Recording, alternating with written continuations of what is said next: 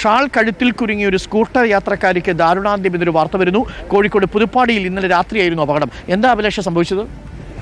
ഇന്നലെ മകൻ്റെ സുഹൃത്തിൻ്റെ സ്കൂട്ടറിൽ പോവുകയായിരുന്ന അമ്മയ്ക്കാണ് ഇത്ര ദാരുണാന്ത്യം സംഭവിച്ചിരിക്കുന്നത്. കാരണം കഴുത്തിലുണ്ടായിരുന്ന ഷാൾ കുരുങ്ങി നിലത്ത് തലയടിച്ച് വീഴുകയായിരുന്നു എന്നാണ് ഇപ്പോൾ നമുക്ക് മനസ്സിലാക്കാൻ കഴിയുന്നത്.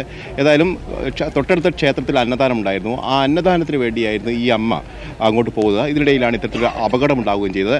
അതോടൊപ്പം തന്നെ പുതുപ്പാടിയിലെ കോപ്പറേറ്റീവ് ബാങ്ക് അഗ്രോ ഫാമിൻ്റെ ഒരു ജീവനക്കാരി കൂടിയാണ് ഇവർ എന്നുള്ളതാണ്. അതോടൊപ്പം തന്നെ മകൻ സ്റ്റാലിൻ അവിടുത്തെ ബ്രാഞ്ച് സെക്രട്ടറി കൂടിയാണ്, CPM ബ്രാഞ്ച് സെക്രട്ടറി കൂടിയാണ്. ഏതായാലും നമുക്കറിയാം, കഴിഞ്ഞ കുറേ ദിവസങ്ങളായി നമ്മളിങ്ങനെ അപകട വാർത്തകൾ നിരന്തരം. മകൻ്റെ സുഹൃത്താണ് വണ്ടി ഓടിച്ചത്. അതിൽ പിൻവശത്തായിരുന്നു ഇരുന്നത്. അപ്പോഴാണ് ഈ ഷാള് ഈ വാഹനത്തിന്റെ ടയറിൽ കുടുങ്ങി. പ്രത്യേകം ശ്രദ്ധിക്കണം, പ്രത്യേകിച്ച് ടൂ വീലറിൽ യാത്ര ചെയ്യുമ്പോൾ സാരി കുടുങ്ങാനുള്ള സാധ്യത, ഷാള് കുടുങ്ങാനുള്ള സാധ്യത.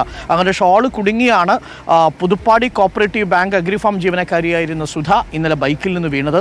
പ്രത്യേകിച്ച് ഈ ഷാള് കാറ്റിൽ പറക്കും. അപ്പോൾ അത് കുത്തിയൊക്കെ വെച്ചില്ലെങ്കിലുള്ള പ്രശ്നം, അത് ഊർന്നുപോയി നമ്മുടെ ശരീരത്തിൽ ചുറ്റി താഴേക്ക് വലിച്ചിടാനുള്ള സാധ്യതയുണ്ട്. ബൈക്ക് അത്യാവശ്യം വേഗതയിൽ പോവുകയാണെങ്കിൽ തലയിടിച്ച് ഹെൽമെറ്റ് വെച്ചിട്ടില്ലായിരുന്നു തോന്നുന്നു, അല്ലേ? ഉണ്ടായിരുന്നില്ല, രാത്രിയായിരുന്നു. അതുകൊണ്ട് തന്നെ തൊട്ടടുത്ത ക്ഷേത്രത്തിലേക്ക് പോകുന്ന വഴിയാണ്. അപ്പം അതും കൂടി പ്രത്യേകം ശ്രദ്ധിക്കണം പ്രേക്ഷകർ. രണ്ട് കാര്യങ്ങൾ: ഒന്ന്, നിങ്ങളുടെ ഷോള് അതേപോലെ സാരി, ഇത് ഇരുചക്ര വാഹനത്തിൻ്റെ പിൻചക്രത്തിൽ കുടുങ്ങാനുള്ള സാധ്യത കൂടുതലാണ്. അതാണ് നമ്പർ 1. നമ്പർ 2, നിങ്ങൾ തൊട്ടടുത്ത് ക്ഷേത്രത്തിലോട്ട് പോകാനാണെങ്കിലും കടയിലോട്ട് പോകാനാണെങ്കിലും നമ്മുടെയൊക്കെ വിചാരം ഇപ്പോൾ പോയിട്ടെങ്കിൽ തിരിച്ചു വരാമല്ലോ, അതുകൊണ്ട് ഹെൽമെറ്റ് ഇടണ്ട എന്നാണ്. നോക്കൂ, തൊട്ടടുത്തുള്ള ക്ഷേത്രത്തിൽ പോയപ്പോൾ ആ ഹെൽമെറ്റ് ഇട്ടിരുന്നെങ്കിൽ ഒരുപക്ഷെ സുധയുടെ ജീവൻ രക്ഷിക്കാൻ കഴിയുമായിരുന്നു. അപ്പോൾ ഇത് പ്രത്യേകം നിങ്ങൾ ശ്രദ്ധിക്കണം. ഹെൽമെറ്റ് ഇടുന്നത് ഫൈൻ ഒഴിവാക്കാൻ വേണ്ടിയല്ല, ഈ ജീവൻ നഷ്ടപ്പെടുന്നത് ഒഴിവാക്കാൻ വേണ്ടിയാണ് എന്നുള്ളത് പ്രത്യേകം ശ്രദ്ധിക്കണം. നിർഭാഗ്യകരമായ സംഭവമാണ് കോഴിക്കോട് റിപ്പോർട്ട് ചെയ്തത്. അപ്പോൾ നമുക്കിനി ബോട്ടിലോട്ട് കയറാം.